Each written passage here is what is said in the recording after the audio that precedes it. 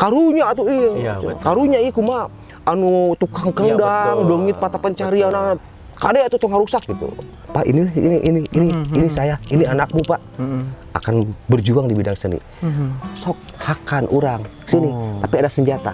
Ya. Di sini karakteristiknya, nah ini maskulinnya ada. Ini milenial, ini zaman milenial. Saatnya kita melahirkan karya-karya yang milenial, tetapi harus dipahami, garis bawahi, tambahan, milenial yang berbudaya, UGD.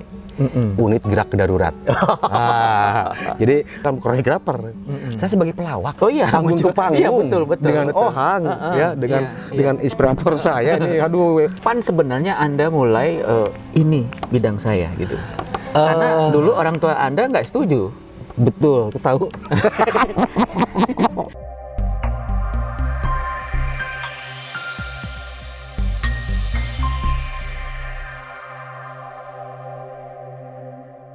Sebelum lanjut nonton video ini, jangan lupa tekan tombol subscribe, nyalakan lonceng, like, dan share.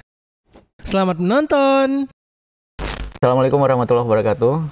Hari ini redaksi bertanya, saya mendatangi seorang koreografer ternama di Indonesia.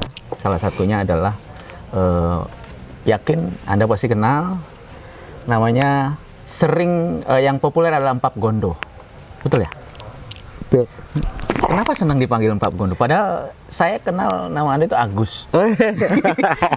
Karena Anda adalah saksi hidup saya. Sehat-sehat kan? Alhamdulillah. Itu naon nepi ka Empap gitu. Saya klarifikasi dulu dong, bolehnya. Ketika berbicara masalah koreografer nasional cukup berat bagi saya. Oh gitu. Ya. Saya mah ya penata tari ya mungkin yang belum mumpuni, tapi saya mencoba belajar. Guru saya hanya alam. Ya. Alam adalah saya ada alam gitu ya. Jadi ketika berbicara masalah Empap Gondo dikenal se-Indonesia cukup berat, jangan dulu ke sana atau enggak. Sebelumnya saya browsing dulu tadi gitu loh. Anda sempat berkelana kemudian ke luar negeri. Betul. Tahun berapa itu? Dari tahun 96. Tuh. Putar-putar ASEAN, Asia, Eropa, tuh, Amerika. Apa yang Anda dapat dari itu? Satu pengalaman yang sangat penting dan satu penghargaan, betapa bangganya ketika saya berangkat ke luar negeri membawa kesenian yang dimiliki oleh Jawa Barat. Dan itu yang membuat Anda betah di posisi. Betul. Saya pernah bekerja di salah satu BUMN, bertahan hanya 6 bulan. Kemudian saya juga pernah bekerja di salah satu bank swasta, hanya bertahan 3 bulan. Saya keluar, itu bukan bidang saya. Ternyata passion Anda bukan di situ? Bukan, saya orangnya liar, Pak. Di luar, Pak, liar. Gitu. Saya mencari gagasan, mencari ide yang dituangkan dalam bentuk sebuah karya seni. Inilah passion saya. Harus bertanggung jawab, harus ada konsisten, dan harus bisa dibuktikan dengan sebuah karya. Balik lagi, kapan sebenarnya Anda mulai ini bidang saya gitu? Karena dulu orang tua Anda nggak setuju. Betul, tahu. Ini tahu aja nih sih, Bos. Aduh, gitu. Ya begini, dari sejak lahir, kata orang tua, kata paman, saya sudah mulai kelihatan menari-menari. Ya. SD menari, ya sendiri. SMP menari, tapi dimasukkan ke salah satu sanggar. Pada saat itu namanya sanggar pertama adalah Sanggar Gema Manunggal. Ya. Hanya cukup sampai ke kelas 3 SMP. Saya mulai mandiri lagi, membuka SMA, sampai sekarang saya mandiri. Paman saya bilang, pada saat itu saya lagi tidur di Banjur, ngibing di depan teman-teman. Pada saat itu teman-teman kuliah, saya sambil tidur menari. Disawer katanya, wah penuh ceria. Terus dikasih motivasi. Jadi guru saya pertama adalah paman saya, adik mama saya, sampai sekarang masih ada, Ki Sewu. Kemudian saya berjalan, ya seiring dengan waktu, saya melihat para maestro-maestro pada saat itu mereka bisa membuat sebuah tarian ya. Saya dalam hati, saya harus bisa. Saya mencoba. Berjalan, mulai menata. Karena pada saat itu saya hanya memberanikan diri saja, terlepas dari bagus dan tidak. Bikin aja, mau bagus, saja. Mau tidak, mau petos, silakan. Saya harus coba. Terus seiring dengan waktu, pengasahan alam yang memang sangat luar biasa, alam memberikan inspirasi kepada saya. Sampai saat ini saya konsisten sebagai koreografer. Tapi selain paman, orang yang paling menurut Anda support banget gitu loh? Pada akhirnya orang tua support. Orang tua support? Terutama mama, pada akhirnya.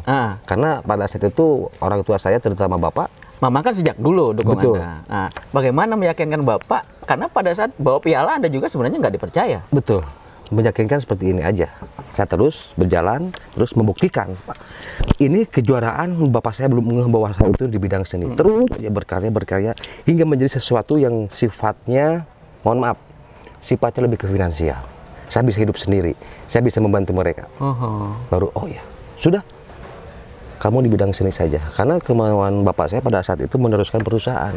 Anda sebagai pengusaha? Ya. Bapak kebetulan punya usaha di bidang sepatu. Ya harapan bapak, saya yakin orang tua punya niat yang baik. Tapi kalau saya pun dipaksakan ya tidak bisa. Gitu. Akhirnya saya menjawab pada orang tua, Pak, saya akan mencoba ya berkarya lewat seni. Dan pada akhirnya setelah melalui perjalanan yang luar biasa, bapak akhirnya ya silakan sampai sekarang. Momen itu apa yang membuat bapak kemudian berubah? Kan keras sekali waktu itu bapak, sampai kamu bawa piala aja sendiri. Momen mengalir seiring berjalan dengan waktu, natural saja. Ya, saya baung, bandel, terus saya kekeh, ya sudah mencoba masuk ke sana ke sini, saya tetap aja berkarya. Hingga pada akhirnya saya mandiri, Pak, saya mandiri. Saya mencoba tidak membantu kehidupan orang tua, walaupun pada saat itu orang tua masih bisa ya, tapi saya mencoba, Pak, saya buktikan dengan seni. Perlahan dulu, terus oh ya, ternyata anak saya tidak bisa dipaksakan. Bapak saya sudah mulai sadar dan saya pun bertanggung jawab, Pak, ini saya, ini anakmu, Pak, akan berjuang di bidang seni. Sampai kapanpun seni itu selalu dipandang sebelah mata. Tapi sampai kapanpun saya akan buktikan bahwa seni itu adalah indah dan nilai ibadah saya ada di bidang seni. Sampai sekarang. Nah, kemudian style Gondo ini, itu kan dikenal. Sampai ada penelitiannya, ada tokoh ini juga seni juga sampai dia bikin ini tentang style Gondo ini. Itu sebenarnya terinspirasi dari apa itu ya? Pertama saya belajar betul-betul dari basic Jaipongan, yang berlatih di Asep Art Group. Karena berkembang. Kemudian tahun 90 saya mengenal sosok maestro, ya luar biasa almarhum Papi Gugum. Gugum Gembira. Ya, itu maestro saya. Sangat menginspirasi. Sangat menginspirasi. Dari situ saya berjalan. Tapi saya punya tabungan ketika tahun 86 musimnya breakdance pada saat itu. Iya. Saya mencoba, ini sepertinya bisa ya breakdance digabung dengan Jaipongan. Di-combine. Lahirlah breakdance Jaipong. Iya, betul. Serangannya luar biasa. Iya. Ini apa? Keluar dari tetekon lah, inilah merusak Jaipongan. Tapi sampai sekarang breakdance itu masih dikenal. Karena pada saat itu pun saya mencoba mengeksplorasi, justru saya harus besar dari kritikan. Ya. Besarnya saya dari kritikan, bukan dari pujian. Karena pujian itu bagi saya, pujian harus betul-betul jadi motivasi yang lebih tinggi, apalagi kritikan. Dari situlah lahir breakpong. Dan breakpong pun ini sudah dilahirkan sebelumnya dari Karawang. Ya, Karawang itu dari Yayah Ratnasari, Bapak Haji Dimyati. Kalau sekarang mungkin sudah tidak ada, saya belum sempat bersilaturahmi. Kemudian ada teman-teman dari Asep Rangga juga mau bikin breakpong. Di situ ada pertemuan, lahirlah breakdance, sebuah kelompok breakdance itu.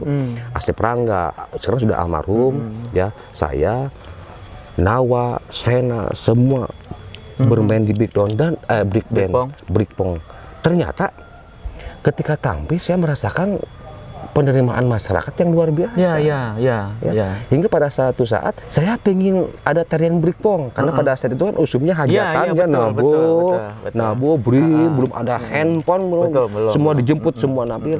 Ada breakpongnya nggak ada. Itu dan itu dari bibir ke bibir terkenal. Dari bibir ke bibir. Seiring dengan waktu, beriring dengan waktu, breakpong berkembang terus. Pergeseran tari kan sudah mulai bisa dirasakan ketika ada perubahan zaman, ya. Maka Jaipongan sekarang sudah mengkerucut sangat eksklusif menurut saya, karena semakin mengkerucut. Dan saya jawab kepada semua masyarakat dunia sekalipun bahwa Jaipongan masih ada, ya. Bahkan sekarang sudah mulai berubah dari mulai penataan musik, koreografi. Nah, kembali berbicara masalah Gondo Style. Dari dulu saya sudah berbuat seperti itu, tapi ini perjalanan. Nah, lalu siapa pertanyaannya? Kok lahir Gondo Style? Itu bukan dari saya. Masyarakat. Mereka bilang, gaya si Gondo ini. Betul, saya tidak pernah memproklamirkan diri bahwa itu ini style saya. Bukan. Tidak pernah. Jadi masyarakat yang menonton. Akhirnya ini jadi motivasi. Oh, ternyata saya seperti ini. Tapi memang kalau dari lihat secara general kita melihat sebuah tarian, kita bakalan tahu bahwa itu style Gondo gitu loh. Anda kan grand style sekali. Gerakannya kemudian gagah gitu loh. Gagah ada. Karena begini, berbicara Jaipongan itu feminim, ya, tapi maskulin tapi feminim, itu karakter Jaipongan. Iya. Perempuan tapi ada gagahnya. Seperti seorang Gugum Gembira maestro menciptakan sebuah tarian Jaipongan. Kesel Bojong. Jadi ada samping perempuan. Tapi ketika begini ya ada makna sok hakan orang sini, tapi ada senjata. Di sini karakteristiknya. Nah, ini maskulinnya ada. Tapi tetap kepada para koreografer Jaipongan khususnya ada bahasa dalam bahasa Jepang sagala-galakna ge awewe. Oh, di Jepang eta teh.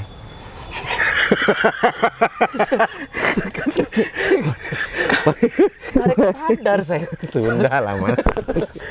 Jadi panggeuing ya, jangan sampai kebablasan ya. Sagala-galakna awewe. Ya, tapi tetap menjaga etika sebagai seorang perempuan. Jangan sampai melebihi galaknya perempuan, melebihi galaknya lagi-lagi, melebihi galaknya melebihi laki-laki. Tidak, tetap perempuan ya tetap perempuan, tapi gagahnya. Ada gagahnya, itu karakter Jaipongan. Kak, Anda nampaknya perempuan tuh inspiratif sekali. Betul, sangat inspiratif. Walaupun perempuan. Disakiti. Nggak masalah. Enggak. Saya udah menjurus ke serius ini. Oke. Minum dulu. Karena berbicara barusan. Motivasi.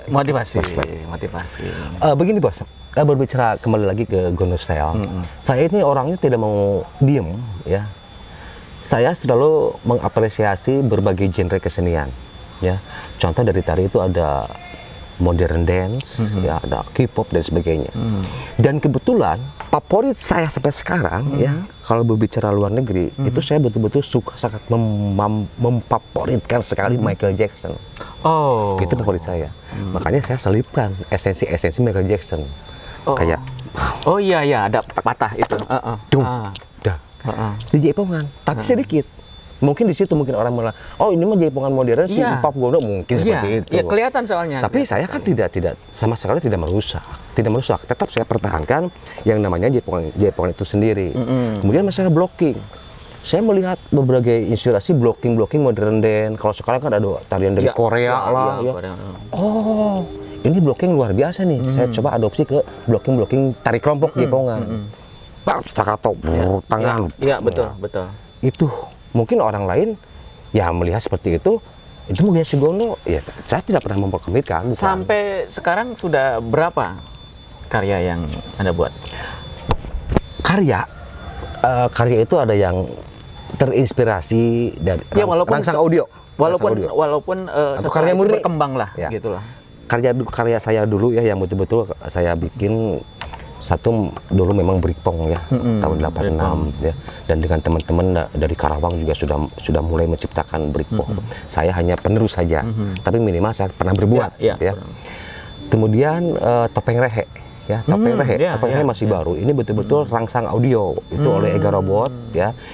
Begini, kenapa ada topeng rehe? Saya terinspirasi dari berbagai tarian topeng yang ada di Nusantara. Saya sangat suka dengan Didi Ninitowo. Oh iya. Dengan topeng dua muka. Kemudian Jawa Barat juga punya topeng koncara, ya, topeng inilah. Dalam hati begini, ini musik Jaipongan sepertinya bisa ya dibikin tarian komedi gitu. Eksplorasi bikin topeng pun dari kertas semen pada saat itu masih besar berat. Dicoba pertama kali. Ya yang namanya nyerang malu masih ada. Biasa lah. Saya coba dimasukin ke Pasangiri Jaipongan. Saya tampil topeng rehe. Ya diserang lah. Ini bukan Jaipongan, Mbak. Di backlist. Tapi saya tidak mau diam. Saya akan terus karena bagi saya Pasangiri atau lomba itu adalah ajangnya tempat promosi berkarya saya. Betul. Sampai sekarang bisa diterima. Kemudian Niku. Niku Nini Kuat yang berkarakter nenek-nenek. Itu Nini. Kemudian ini yang cukup bikin pub diserang ya, Jaipong beatbox atau Jaipong akapela. Oh iya, akapela, ya. betul. Semua musik bersumber dari mulut. Dari mulut, ya, betul. Dikemas demikian rupa. Kang, ini teh Jaipongan atau host musik? Saya bilang ini bukan Jaipongan, tapi ini tari kreasi baru yang terinspirasi dari Jaipongan. Karunya atuh iya. Karunya ieu kumaha anu tukang kendang, dongit patah pencarian tukang saron. Saya bilang begini, Pak, ini hanya sebuah kreativitas untuk dilombakan di Bali tingkat nasional dan mewakili Jawa Barat. Oh gitunya, kade atuh tong rusak gitu. Ini tantangan. Mudah-mudahan ya Allah ini menjadi juara nasional tingkat nasional mewakili Jawa Barat. Dan kebetulan juara pertama ya Sujiwo Tejo pada saat itu di dewan jurinya. Alhamdulillah, laporan lagi, Pak, ini kreativitas. Ya ngiring bingah pada akhirnya gitu. Kenapa demikian? Ketika ada Jaipongan akapela, para pemusik tetap ada. Tetap hidup. Tidak jauh. Ada band, ada akapela, bandnya tetap ada. Akapelanya tetap ada, artinya berdampingan. Jaipong beatbox pun sama, Jaipong akapela pun sama, berdampingan. Saya jelas tidak akan merusak, tidak sama sekali, dan tidak akan membunuh mereka yang bisa kendang. Lu nggak usah ada kendang karena ada mulut, nggak bisa seperti itu. Walau bagaimanapun akan beda. Tapi kalau dikaitkan dengan situasi kekinian mungkin bisa itu, Pak. Ya inilah ini karena saya tetap crossing the border, menembus batas. Ya, itu karya dulu ya, yang sudah bisa mewakili Jawa Barat di tingkat nasional. Sekarang sudah mau dikeluarkan lagi. Ya jawaban kenapa? Ini milenial, ini zaman milenial. Saatnya kita melahirkan karya-karya yang milenial, tetapi harus dipahami, garis bawahi tambahan milenial yang berbudaya. Basicnya tetap budaya harus ada. Bahkan sekarang sudah ada Jaipongan bertema. Dalam memperkenalkan itu, Anda kan membuat sanggar-sanggar nih. Betul. Di tiap kota. Kota mana aja yang ada di Jawa Barat ini?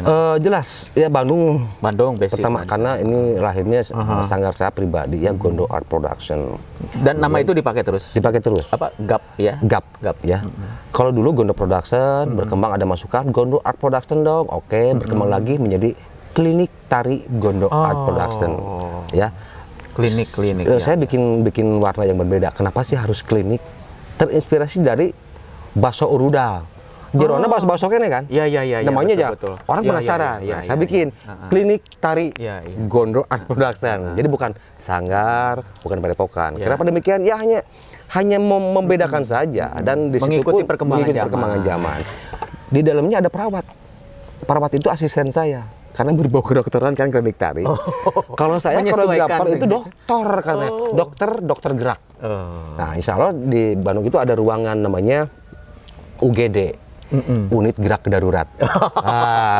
Jadi kalau ada ini buat kebutuhan event nih, gojok dulu di ruangan ini UGD, biar nyambung dengan klinik tari. Itu betul, aja. Hanya sebuah apa ya? Ya bercanda-bercandaan dengan tidak mengurangi. Ya mohon maaf untuk urusan medis, tidak bermaksud ke sana, tidak, tapi hanya sebuah apa ya, nilai juang ya. Dan saya pun bukan dokter betulan gitu ya. Hanya basicnya seni ya. Mohon maaf kalau bila ada yang kesinggung. Banyak juga ada bengkel tari, ada rumah tari seperti itu. Kalau saya klinik tari gitu. Kemudian merambah ke Purwakarta. Ya. Purwakarta ini yang keberapa setelah ini? Purwakarta yang pertama.